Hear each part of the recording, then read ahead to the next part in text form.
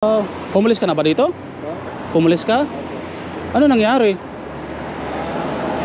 Nagkaya po kami ng airmax po. Tapos, pero pinupunta ako ng pumayat na yan. Pag may pumayat. Oh, kawawa naman. Gusto mo bang kumain? Hindi, okay na po kuya. Okay ka lang? Salamat po kuya, salamat po. Hindi ka kakain? Salamat po kuya. Oh.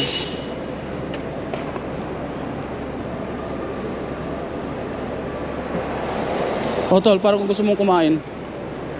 Baka kuya, pangbili ko lang to ng alak. Huwag mo bibiling alak. Salamat po kuya, salamat po. Ingat ka RJ ha. Ingat ka.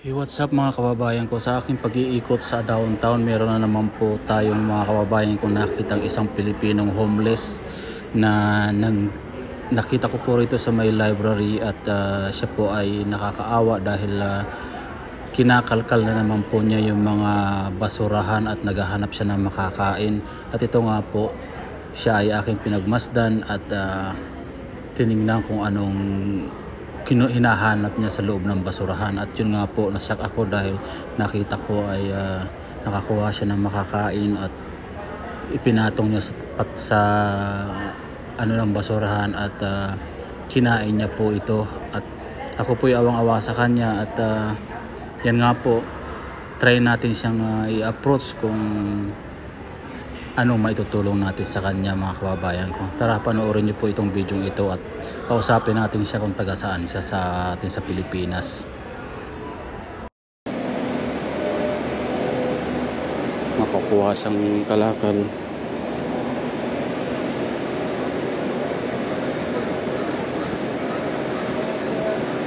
Baka kilala niyo po mga kababayan ko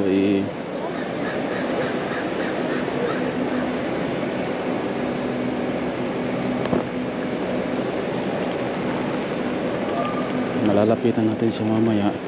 Lapitan natin.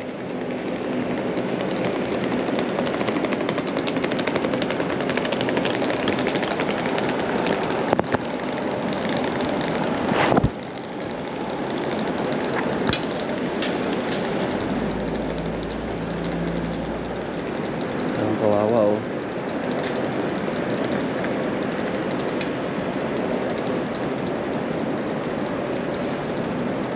Kita nyo naman.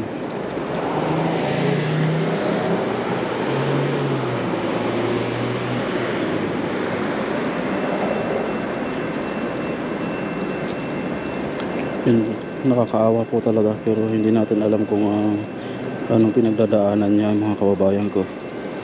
So ayan, kinuha niya sa basurahan yung pagkain tapos kinain niya. So ganyan po kakaawa yung tao ng mga nagiging homeless dito. I-try natin siyang lapitan mamaya kung malalapitan natin siya. Kausapin kung siya taga saan sa atin.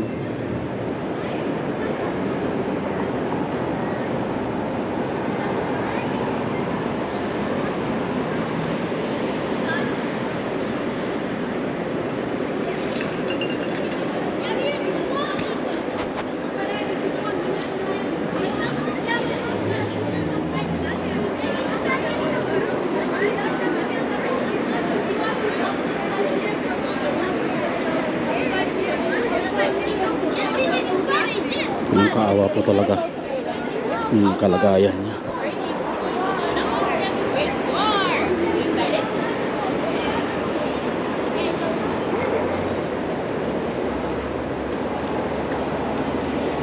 Sana may magkaroon tayo ng pagkakataon na makausap siya at matanong kung ano nangyari sa kanya at bakit na ganyan siya.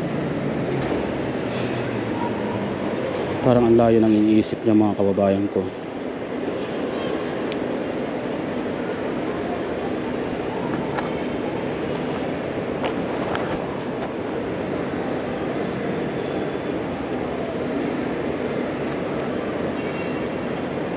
Na nangyayari sa mga Pilipino rito mga kabayan ko. Parami ng parami yung mga nagiging homeless.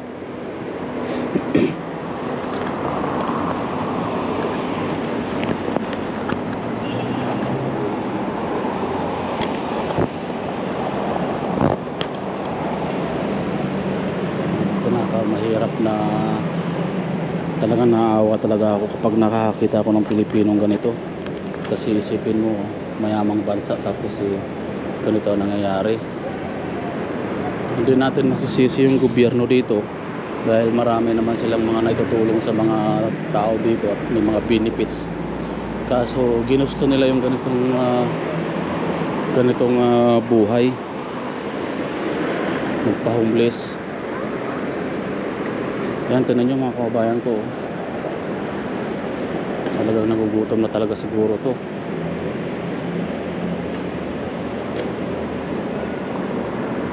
Lapitan natin siya mga kababayan ko. Lapitan natin, sundan natin.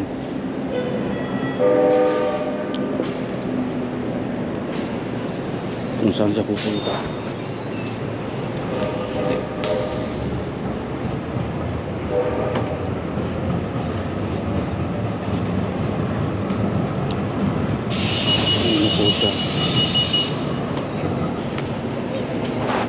Tignan natin kung may pagkakataon tayong kausapin natin.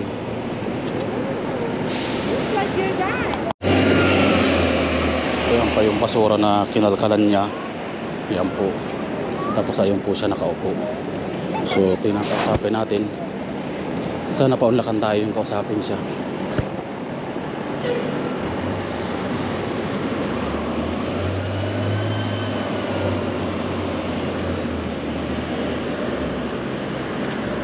Hey, but Hey, how are you? I'm good, man. How about yourself? Good, good.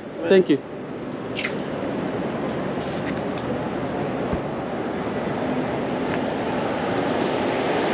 How are you, bro? You good? Yes, sir. Good morning po. Sir, you have a cigarette, sir? Ha? You have a cigarette po? Oh, wala ako siguro. Sorry po. Kumain ka na ba? Hindi, kakakain ko lang po. Kakain po na po. Oh, anong nangyari sa'yo? Ba't? Mag-11 na yun ulit eh. Ha? Mag-11 na po. Oo. Saan ka galing yan? Sa DA lang po. Sa DI? Anong pangalan mo? RJ po. Ha? RJ. RJ. O ano to? Hindi, mga ano po, mga...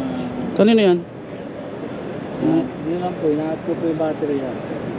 Oh, mga ano yan? Huwag mong galawin, baka mamaya kung may may-ari niyan. Pilipino ka pala? Saan ka sa atin? Sa Bulacan po kaya? Matagal ka na ba rito? Opo. O basa yung ano? 14 years. Ha? 13 years na po, 14 years. Thir- No good. 13 years? Yeah. Like slow for the battery. I think maybe one will charge, maybe. I don't know. Yes. Kakala ko sa kanya yan.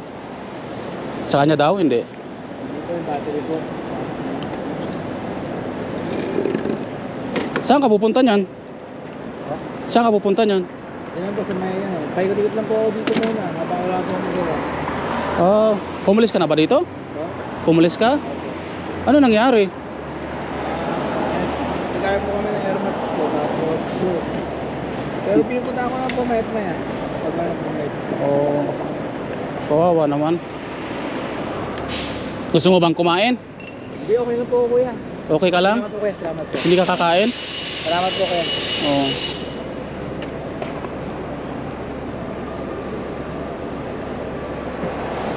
Oh, tol, parang kung gusto mong kumain. Baka kuya, pangbili ko lang to ng alak. Huwag mo bibiling alak. Salamat po kuya. Salamat po. Ingat ka, RJ, ha? Ingat ka.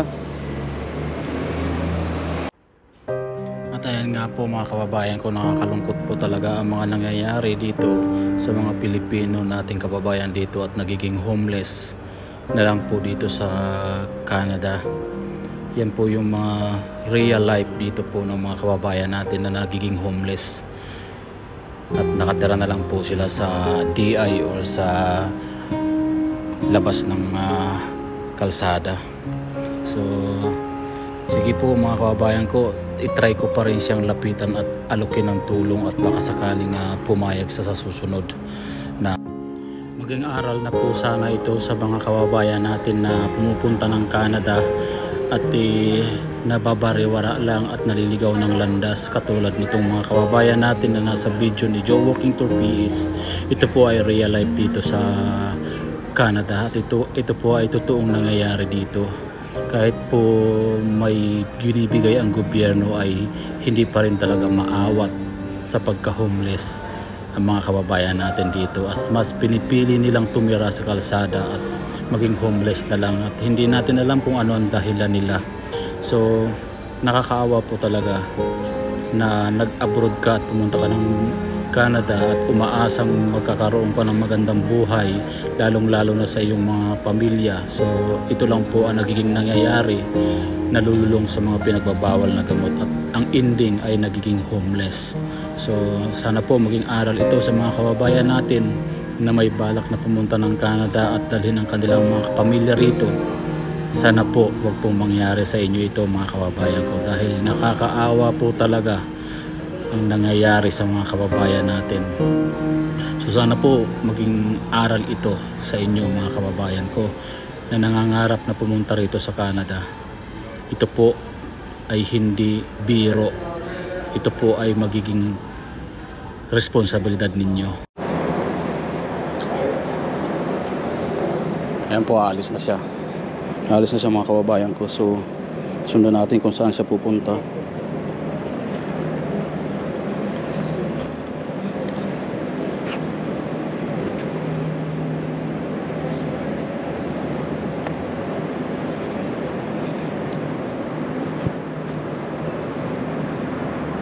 Tama ka, dalhin yan. Ito, putulin mo. Hindi po. Ay. Huwag mo putulin yung tank. Binta mo sa ano? Binta mo sa... Hindi, putulin ko lang po, tapos hindi po kailangan shape ng mga pang ano po, pang yung ano po, 1,000 swing everyday. Oo. Tapos po ano po. Bahala na sila kung paano nila bibilahin sa sarili nila. Kasi pag 1,000 swing everyday. Oo. Magagana pa kaya yan? Baka may may-ari. Yung kalyo. Baka may may-ari niyan. Yung kalyo po. Sige po, kuya. Salamat po. Ilan taon ka na ba? 30 na po. 30? Pauwi ka na? Sige, ingat ha. Dyan lang po sa may Salvation Army po. Dito? Ayaw mo talaga kumain? Hindi lang, may ano po, 12 o'clock. Salamat po, kuya. Baka kainin Salamat kita. po. Hindi, okay lang po. Balik na lang po kayo dito, kuya. Tambay kayo minsan dyan, no? Diyan? May nagiinuman dyan minsan, may nag-yosi, ganyan. Tambay kayo minsan po dyan. Nasa library. Sige po, kuya. Sige, Salamat ingat po. RJ ha. Ingat RJ. Ingat.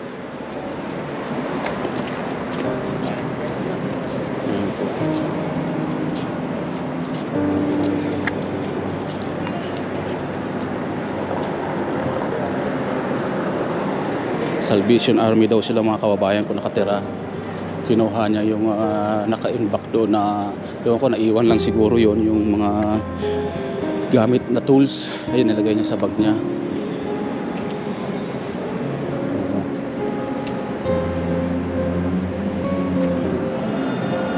Sige po, hanggang dito na lang po, mga kababayan ko. Ay inaalok ko siyang pakainin at makausap sana na maayos kung paano siya naging homeless.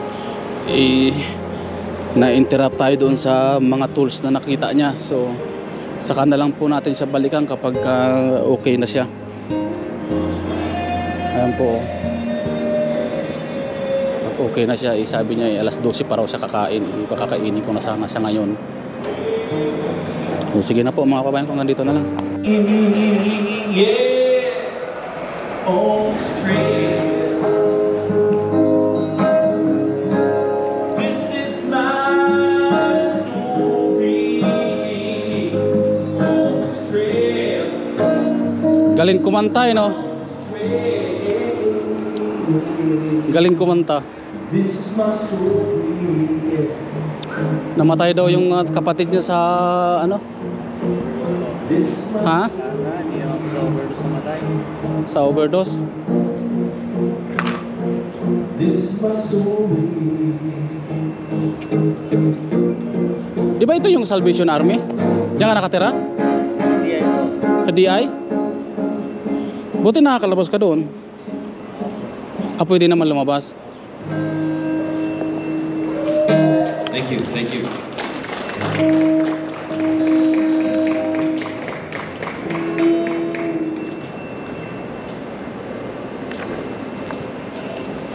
Alis ka na?